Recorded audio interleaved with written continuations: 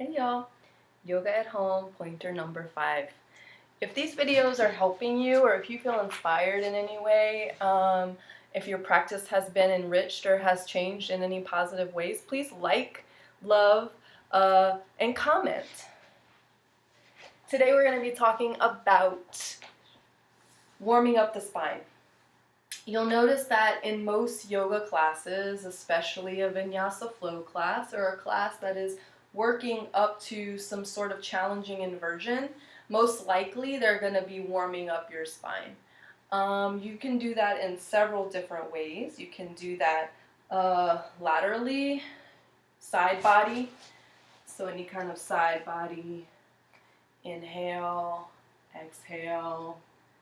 You can do side body stretches. Most classes will start in tabletop and do cat-cow. It's a really effective way to activate the hands and also to really warm up the spine in a gentle way. And usually you'll inhale here, exhale it out, and you'll do that a few times, a few breaths. Sometimes the teacher will call for like free moving, moving the spine however you feel like you need to freely. Also, there's a sitting option for cat-cow. It's not as involved. And what you'll do is the same thing. You'll exhale, contract. You'll inhale from the side. This is what it looks like. Exhale, inhale. And you can warm up the spine like that, really gently, bringing the heart forward and back. Really, it gets you into those deep belly breaths. It also gets you into this spinal movement, which is where we get a lot of our flow and our juiciness from as we continue with our practice.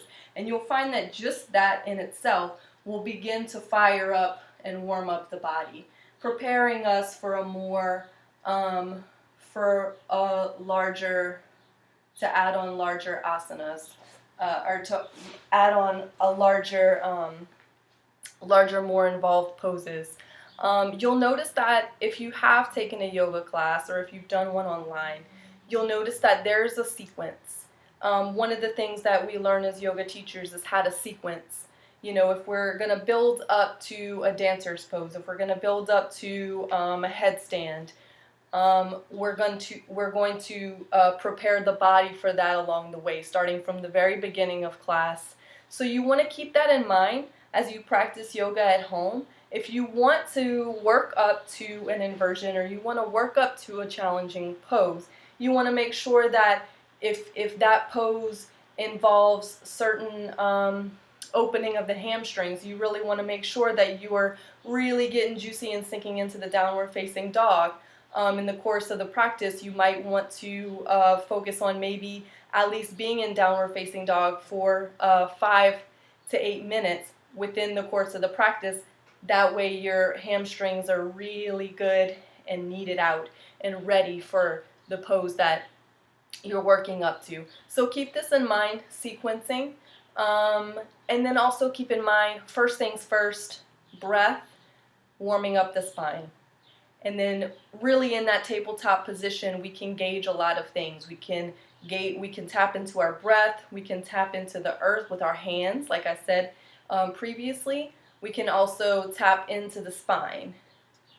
Am I able to move the spine as much as I was yesterday? Am I able to move it more? Really tap in and gauge where we are from those beginning poses to see just how we want our practice to progress as we go.